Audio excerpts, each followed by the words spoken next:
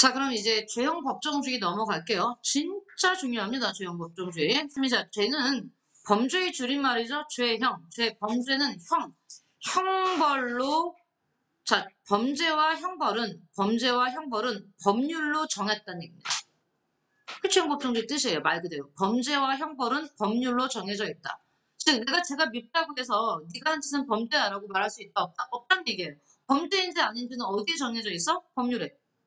그 다음에 내가 쟤를 얼마큼 처벌하고 싶다고 내 맘대로 처벌할 수 없죠. 형법에 나와 있어요. 법률에. 형법은 법률입니다. 이렇게 범죄와 형벌은 법으로 정한다가 죄형 법정주의입니다. 그럼 이런 죄형 법정주의가 뜻부터 보시면 죄형 법정주의 뜻은 근대적 의미의 죄형 법정주의가 있고요. 바뀌었어요. 오늘날에는. 현대적 의미로. 근대적 의미는 형식적 의미의 죄형 법정주의고 현대적 의미는 실질적 의미의 죄형 법정주의라고 말합니다. 그러면 근대적 의미의 죄형 법정주의가 등장하게 된 등장 배경부터 보시면 근대는 내가 어떻다고 얘기했냐 항상 말하는데 우리 민법 할 때도 얘기했잖아. 근대적인 민법은 워낙 오랜 세월 동안 사람들이 신분제 즉 국가 권력과 신분에 의해서 억압당하다가 처음으로 개인의 자유를 부르짖는 게 시민혁명이었잖아. 그때 등장한 게 근대적인 법률이란 말이야. 그래서 근대시대 때는 무조건 뭘 강조해? 개인의 자유. 제발 국가는 우리에게 간섭하지 마라. 이게 근대적인 법률의 기본 정신이거든요. 그래서 근대적 의미의 죄형 법정주의는 철저하게 어디에 포커스가 맞춰져 있냐면 국가로부터의 자유야. 제발 국가 너희는 우리 국민 개개인에 대해서 간섭하지 마야. 이것도 마찬가지야. 보세요. 등장 배경에 뭐라고 쓰여나. 국가가 자의적이라는 게 뭡니까? 국가 마음대로 이런 뜻이야. 국가가 국가 마음대로 형벌권을 행사하는 곳으로부터 길게 나왔지만 국가의 자의적인 형벌권 행사를 다 줄이면 뭔데? 국가 권력이야. 국가 권력으로부터 뭘 지키겠다는 얘기야? 시민의 자유와 권리를 보호하려는 근대 인권 사상이잖아. 다시 한번 기억해 얘들아. 근대 인권 사상의 핵심은 국가로부터의 자유야. 국가 너희는 우리에 대해서 국민에 대해서 뭐 하지 마? 간섭하지 마야. 그러니까 이 당시 근대적인 의미의 지형 법정주의 똑같아. 국가의 형벌권으로부터 개개인의 뭘 지키겠다? 인권을 지키겠다. 자유를 지키겠다. 이게 근대적 의미의 뭐가 등장한 지형 법정주의가 등장하게 된 배경이에요. 현대에는요. 다 형법, 민법 모든 법들 똑같아. 모든 현대법은 아니야. 정반대야. 국가한테 제발 간섭하라고 말해. 알겠니? 근대는 간섭하지 말라고 하는 거고 현대는 간섭을 하라고 말한단 말이야. 그러면 일단 근대적 의미를 먼저 볼게. 간섭하지 말라는 거 제발. 간섭하지 마. 국가의 형벌권으로부터 시민의 자유와 권리를 보호하려는 근대 인권 사상의 요청 때문에 등장한 게 근대적 의미의 수용법정주의다. 그래서 너무 중요한 말 나오죠. 형광펜으로 정말 죽박박해야 됩니다. 이렇게 말합니다. 법률이 없으면 범죄도 없고 형벌도 없다. 이 말이 뭔데? 범죄와 형벌은 다 어디에 쓰여 있다? 법률. 그러니까 니네가 우리를 처벌하고 싶어도 그게 형법에 안 나와 있으면 우리 처벌할 수 없어야. 알겠니? 알겠니 얘들아? 다음. 범죄의 종류와 그 처벌의 내용은 어디에 쓰여 있어? 성문의 법률. 성문이라는 건 글로 쓰여져 있다는 얘기예요. 즉, 이 말이 뭐냐면 내가 어떤 일을 하기 전에 행위하기 이전에 이미 법률에 쓰여 있대. 여기 봐. 선생님이 해경이를 이렇게 째려봤어. 그럼 이게 범죄인지 아닌지 내가 째려보기 이전에 이미 형법이라는 데는 쓰여 있지. 뭐라고? 째려보는 건 범죄가 아니라고. 그잖아요. 근데 선생님이 쟤를 찔렀어. 찌르기 전에 이미 법률에 나와 있겠지. 타인의 신체를 훼손하면 그건 범죄라고. 그 선생님이 나는 이게 범죄인지 모르고 찔렀어요. 말도 안 돼. 이미 형법에 사람을 죽이는 건 범죄라고 써있단 말이야. 그러니까 어떤 사람이 어떤 행위를 하기 전에 형법에 이미 쓰여 있어. 뭐라고? 그건 범죄라고. 너네가 어떤 범죄를 저지를 때 범죄를 저지르고 난 다음에 저는 그게 형법에 쓰였는지 몰랐어. 이렇게 말하는 사람 봤니? 못 봤지. 다 알아 그게 범죄인지. 살인범도 알겠니? 이게 사람을 죽이면 이게 범죄라는 거 이미 알고 있어요. 왜? 형법에 써 있어요, 이미. 사람을 죽이는 건 범죄라고. 그 얘기야. 어떤 행위를 하기 전에 이미 법률에 쓰여 있어요. 성문이라는 말은 쓰여 있다는 뜻이야. 써 있다. 명확하게 써 있다. 어디에? 법률책에. 행위 이전에 이미 성문의 법률에 미리 규정되어 있어야 한다. 이게 근대형법의 기본 원리랍니다. 물론 근대형법은요, 한계가 있어요. 법률만 있으면 그 내용을 문제 삼지 않아서 부당한 법률에 의한 형벌권의 남용을 방지하기 어려웠답니다. 즉 이 말이지. 우리 정치에서도 배웠어요. 어디서 입헌주의랑 그다음에 뭐 배웠습니까? 법에 따라 처벌한다라는 법정주의 다 배웠었어요, 우리. 즉, 근대의 모든 법들의 한계는 내용은 중요하지 않아. 일단 법에 쓰여 있으면 돼. 예를 들어, 키가 160 이하인 사람은 사형에 처하겠다라고 써 있어. 내용이 말도 안 되죠. 하지만 써 있으면 그게 법인 거예요. 이게 형식적 의미의 형법의 한계고요. 그게 형식적 의미 주형 법정주의의 한계예요. 그러면 당연히 현대에는 뭘 보완하겠습니까? 법의 내용도 정의롭다. 정의로워야 한다. 이렇게 한정을 짓겠지. 그게 현대적 의미의 법정주의야. 이거 처음 하는 거 아니야. 다 했어. 다 했는데 지금은 조금 더 형법에 구체화된 내용을 배우는 것 뿐입니다. 그럼 여기 보세요. 이게 한계였잖아. 그럼 한계가 드러났으니까 이제 한계를 그냥 두면 안 되겠지. 한계를 바로 잡아야겠지. 그게 현대야. 이 근대 죄형 법정주의의 한계점을 바로 잡아서 등장한 게 현대적 의미의 죄형 법정주의입니다. 그래서 이말 보세요. 근대에는 그냥 법률이 없으면 범죄도 없고 형벌도 없다는데 여기에 이걸 추가시키지. 현대에 오면. 그냥 법률이 아니라 어떤 법률이야? 적정한 법률이 없으면 범죄도 없고 형벌도 없다. 이 적정한이라는 단어가 글자가 세 글자인데 너무나 많은 내용을 담고 있어. 어떤 내용이어야 돼? 그 내용이 정의로운 내용이어야 돼. 법률의 내용도 정의로워야 된단 말이야. 그래서 여기 봐봐요. 우리나라뿐만 아니라 많은 나라들에 좀 잘못되고 악법적인 요소들이 있어요.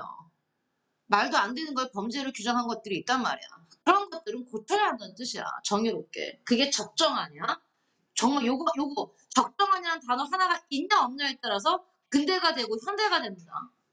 형식적인 법률의 존재뿐만이 아니라 나오지요. 법률의 내용까지도 정의롭고 정당해야 된다는 뜻입니다. 법률 내용의 적정성까지, 정당성까지 보장하는 거야. 법률의 내용도 어때야 된다? 정의로워야 한다. 보장해서 법관, 여기서 법관은 판사를 말합니다. 법관 또는 입법의 자의라는 게 자기들 마음대로, 판사 마음대로, 국회 마음대로 그렇게 하는 것으로부터 역시 국민의 자유와 권리를 보호하고자 한다. 우리 근대민법과 현대민법에서도 다뤘던 내용이에요. 단지 여기서 뭐로 바뀌었습니까? 내용이 죄형법정주의로 바뀌었을 뿐입니다. 이 문장, 그 다음에 이 아래 문장 완전 중요해요. 줄치고 필기하세요.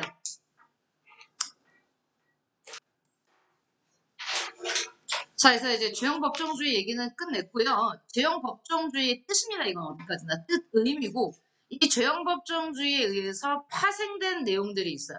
여기서 퍼져나온 것들이 있는데 우리는 죄형법정주의의 원칙이다 이렇게 보시면 됩니다. 죄형법정주의의 뜻은 근대적 의미와 현대적 의미가 있고 죄형법정주의로부터 파생된 원칙이 5개가 있습니다. 번호 매기세요. 1번, 2번, 3번, 4번, 5번. 원칙 몇 개다? 5개. 우리 항상 개수를 먼저 기억하지. 죄형법정주의와 관련된 원칙은 5개다. 먼저 첫 번째 원칙, 관습형법 금지 원칙. 아까 선생님이 이런 말 했죠.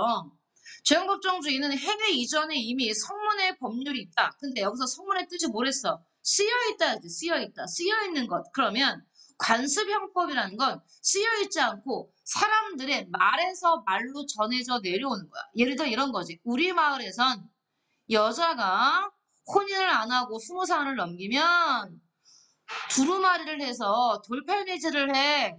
이렇게 멍석마리를 할 거야. 옛날에 벽책 같은 데다가 둘둘둘 말아가지고 사람들이 돌을 던지는 거지. 우리가 멍석마리라고 한단 말이야. 근데 그거는 어떤 형법에 쓰여있는 게 아니라 그냥 그 마을의 관습인 거예요. 말로 해서 말로 전해져 내려오는 거. 그런 걸 우리는 관습 형법이라고 합니다. 그러니까 우리 마을에서는 남의 집에 들어가서 물건을 훔치면 그 사람의 훔친 사람의 손목을 잘라. 이렇게 말로. 할아버지에서 아버지로 다시 아버지 세대에서 그 다음 세대 이렇게 전해져 내려오는 걸. 그런 걸 우리는 관습형법이라고 해요. 즉 죄형법정주의는 관습형법 가지고는 사람을 처벌할 수 없다는 뜻입니다. 알겠지? 반드시 쓰여 있어야 돼. 형법에. 그게 성문헌법이잖아. 그래서 관습형법은 금지한다. 당연한 얘기가 써 있어요. 당연한 얘기가.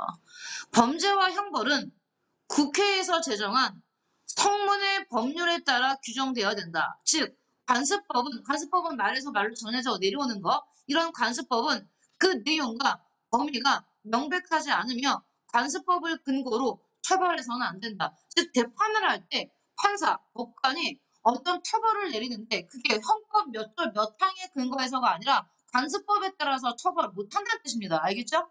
국회가 정한 형법에 쓰여 있는 내용만 가지고 처벌할 수 있다는 얘기입니다. 그게 관습형법 금지의 원칙이야. 너무 당연한 얘기 아닙니까? 너무 당연한 얘기입니다. 두 번째, 소급표 금지의 원칙입니다. 소급이라는 게 거슬러 올라간다는 뜻이야. 우리 그것도 배웠어요. 정치 시간에. 범죄와 형벌은 행위할 당시의 법률에 따라 결정되어야 돼. 즉, 이 얘기지. 자, 봐봐. 선생님이 길거리에 껌을 뱉었어. 도로에. 근데 내가 도로에 껌을 뱉을 그 당시까지 내가 오늘 껌을 뱉었어. 근데 우리나라 형법에는 도로에다가 껌을 뱉었을 때 처벌한다는 규정이 없어. 그럼 선생님이 지금 껌을 뱉는 건 범죄입니까? 아닙니까? 아니죠. 법에 안 나왔으니까. 근데 사람들이 하도 많이 도로에다가 껌을 뱉고 하니까 국회에서 법률을 만들어서 이제부터 도로에다가 껌을 뱉으면 벌금 5,000원 이상 3만 원 미만의 벌금에 처한다. 얘들아 벌금은 형벌이야. 형벌의 종류야. 그러면 이제부터는 어때니? 길거리에다가 껌을 뱉으면 범죄가 되겠지. 근데 그 법률이 적용되는 게 언제부터냐면 다음 달부터야. 10월 1일부터. 그럼 선생님이 오늘 껌 뱉은 거 범죄니 아니니? 아니지. 아직 법을 만들기 전이니까. 그 얘기예요. 10월 1일 이후에 껌을 뱉어야 범죄가 되는 거지. 아직 법에 나오지도 않았는데 만약에 10월 1일 날 법률이 적용됐어. 그러면 나중에 야, 너 지난달에 도로에다가 껌 뱉었으니까 처벌받아 안 된다는 뜻이에요. 과거로 거슬러 올라갈 수 없다는 얘기입니다. 너무나 당연한 얘기를 하고 있어요. 범죄와 형벌은 행위 당시에 법률에 따라 결정되어야 하며 시행 이전의 행위까지 즉 10월 1일 날 적용되는 법에 근거해서 지난달에 했던 것까지 소급돼서 적용할 수 없다.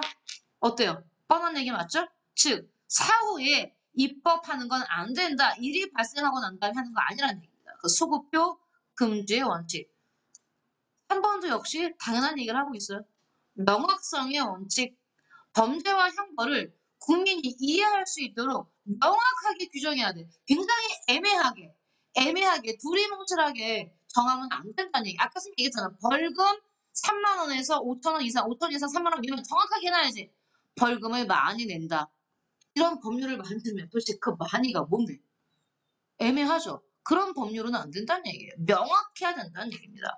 범죄와 형벌이 불명확할 경우에는 법관, 판사가 자기 마음대로 해석해서 만약에 벌금을 많이 내라라는 형벌이 있어. 그럼 판사 마음이겠지. 어떤 판사한테는 벌금 많이가 5천만 원인데 어떤 판사한테는 벌금 많이가 100만 원이에요. 그 판사 마음대로 달라질 거 아닙니까? 그럴 수는 없다는 얘기예요.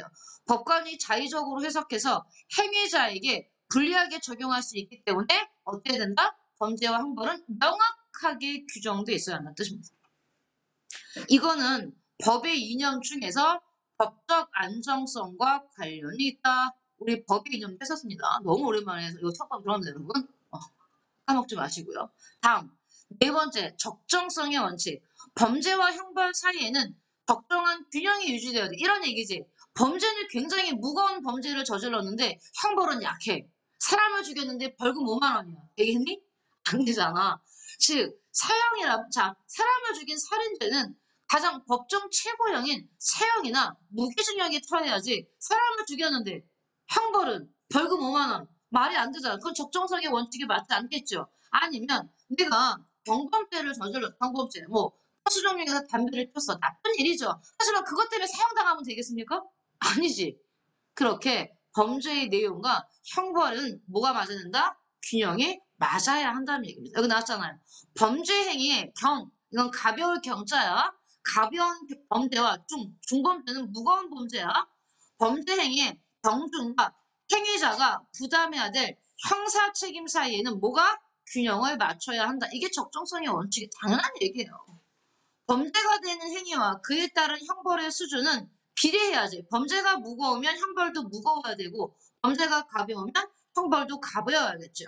그렇게 비례해야 된다는 원칙으로 적정성의 원칙을 다른 말로 뭐라 부른다는 얘기입니까? 비례성의 원칙이라고도 부릅니다. 이거는 법의 이념 중 뭐와 관련돼 있어? 정의. 법의 이념 3개야. 법적 안정성, 그 다음에 정의, 여러분 다 까먹었어. 이거는 적정성의 원칙은 법의 이념 중에서 가장 중요한 뭐와 관련이 있다? 정의와 관련이 있습니다. 다음, 마지막 주형 법정주의 원칙입니다. 유추해석 금지의 원칙이라는 게 있어요. 법률에 규정이 없는 사항에 대해 그것과 유사한 내용을 가지는 법률을 적용해서는 안 된다. 되게 중요해요, 이것도. 행위자에게, 자, 이 말이 뭐냐면, 우리나라 형법에 남의 물건을 훔친 절도에 대한 규정은 정확하게 있거든요. 그런데 한창 우리 이 사회가 산업사회에서 정보화 사회로 바뀌어가면서 어떤 문제가 생겼냐면 USB를 도난한 사건이 있어요. 봐봐요. 혜경이가 자 굉장히 중요한 레포트를 썼어. 이 레포트가 너의 성적에 되게 중요한 레포트야. 그걸 다 써서 네가 네 노트북에다가 저장해놓고 잠깐 자리를 비운 거야. 근데 나연이 레포트를 안 썼어. 저 새끼가 왔다 갔다 하다가 우연히 혜경이 원래 혜경이 레포트를 훔칠 생각은 없었어. 너는 처음에. 근데 혜경이한테 커피 한 잔을 주러 왔는데 이렇게 커피를 놔두고 딱 봤더니 노트북에 레포트가 보이는 거야. 그래서 읽어봤더니 너무 잘 썼어. 와 끝내주네. 그래서 네가 어떻게 해? 순간에 나쁜 마음을 먹고 네 USB에다가 혜경이 노트북을 복사해봤어. 그런 다음에 네 살짝 고쳐가지고 네가 먼저 낸 거야. 자 이랬을 때 이건 과연 절도냐? 지금은 이게 있어요, 규정이. 근데 이게 처음 우리나라 정부가 사회 들어오고 이런 규정이 없었을 때 도대체 이건 자, 네 노트북 훔친 거 아니잖아. 그지? 네 레포트를 갖고 온 거잖아. 그것도 레포트를 바꿨다니까요. 조금씩 내용을 바꿨어요. 걔가 단어도 바꾸고 막. USB에 너희 정보를 담아온 거잖아. 근데 USB는 누구 거냐면 나연이 거야. 내용만 담아온 거야. 이거를 절도죄로 넣을 것인지 절도죄라면 도대체 어느 정도의 형벌을 부과할 건지 형법에 없었어요. 지금은 있어요. 근데 이때는 없었어. 그럼 그랬을 땐 어떡하냐? 그 사람은 어떻게 처벌할 거냐? 법이 없으니까 판사가 이건 지금 법에 정해져 있지 않으니 이것도 일종의 절도니까 일반 절도죄랑 똑같이 처벌합시다. 안 된다고요. 그게 유추해석이야. 법률이 안 나와 있잖아. 안 나왔으면 처벌 못 해요. 억울하지만. 새로운 법률이 만들어질 때까지. 비슷한 걸 갖다가 해석하면 안 돼. 그게 유추해석 금지 원칙이야. 근데 예외가 있어. 행위자에게 유리할 경우에는 유추해석이 가끔 허용되기도 한다. 이 말이 뭔데? 행위자는 누군데? 범죄자. 우리나라 모든 형법은요. 범죄자를 과하게 처벌하는 우리나라뿐만 아니라 전 세계 모든 형법은 범죄자를 과하게 처벌하는 걸 막고 있어요. 그래서 피고에게 범죄자에게 유리한 쪽의 해석을 많이 합니다. 왜? 그 사람의 인권도 보호해야 되기 때문에. 자 일단 여기까지 쓰세요. 너무나 당연한 얘기를 딱딱한 단어로 표현했을 뿐이야. 법률은 당연해야 돼. 당연하지 않으면 사람들이 인정하지 않아요. 자 일단 5개의 원칙 특히 선생님이 빨간색으로 쓴 건 너무 중요한 거거든요. 일단 써놓고 이 부분 생각 안 나면 앞부분 다시 한번 볼게요. 필기하세요. 자, 여기서요. 소급효 금지의 원칙에 대한 내용을 조금 더 쓸 건데 여러분은 어떻게 하시냐면 여기서 이렇게 화살표를 빼면 여러분은 빈칸으로 가죠. 여기 이쪽으로. 그지? 옆에 있잖아. 그러면 이거야 이게. 여기 요 부분이 소급효 물론 딴 데 쓰셔도 돼요. 선생님은 지금 이 소급효 금지 원칙을 옆에 주로 빼서 요거다 이렇게 쓴 겁니다. 소급효 금지 원칙에 관련된 내용입니다. 요 부분이. 자 예를 들어 봐. 일단 여기 A 시점이 행위 시점이야. 행위 시점. 아까 선생님이 행위 시점에 길거리다가 껌을 뱉었지. 행위 시점. 그때는 법률이 없었어. 그게 범죄라는 법률이 없었기 때문에 행위 당시에는 무죄겠지. 무죄. 그런데 자 여기 이제부터 길거리에 껌을 뱉으면 벌금 얼마라고 법률이 제정됐어. 제정됐으면 이제 그 제정된 시점부터 적용되는 시점부터 이제 여기 길거리에다가 껌을 뱉으면 뭐가 되겠습니까? 유죄가 되겠죠. 그지? 이렇게 이게 행위 시점이고 법률이 제정된 시점이야. 자 그러면 지금 선생님이 뭘 써놓은 거냐면 이때는 무죄였는데 이때는 법률이 제정되면 유죄가 되는 거야. 자 아니면 어떤 시점에 자, 선생님이 이제 행위 시점에 길거리에 껌을 뱉었는데 이때도 법률은 있었어. 벌금 얼마라고? 그때 벌금 얼마니까 가벼운 범죄야. 경범죄였단 말이야. 근데 워낙 많은 사람들이 껌을 뱉다 보니까 나중에 법률을 만들어서 이걸 중범죄로 처하게 돼. 중범죄. 중범죄. 중범죄. 그러면 이때까지는 경범죄인데 법률이 제정되고 나서부터는 뭐야? 경범죄가 되는 거지. 그치? 이렇게 써놓은 거야. 당연히. 아니, 중범죄가 되는 거였지. 근데 이렇게 지금 묶어놔서 예외인, 원래 소급표 금지는 법률이 제정되기 전에 한 행위는 거슬러 올라가지 않잖아요. 근데 소급표 예외가 있어요. 예외. 피고인에게 유리한 경우에는 소급합니다. 과거로 올라가요. 이 말이 뭐냐면, 자, 법률을 제정할 당시에는 중범죄야. 껌을 뱉는 건. 그치? 근데 피고인에게 해석을 해봤더니 그게 피고인한테 너무 불리해. 그럼 피고인한테 유리하게 해석할 거면, 자, 거슬러 올라가서, 아, 이 사람이 한 달 전에 껌을 뱉었어. 근데 지금 재판을 받는데, 지금은 법률이 제정돼가지고 이게 중범죄야. 하지만 이건 피고인에게 불리하잖아요. 그러니까 유리하게 해석합니다. 예전은.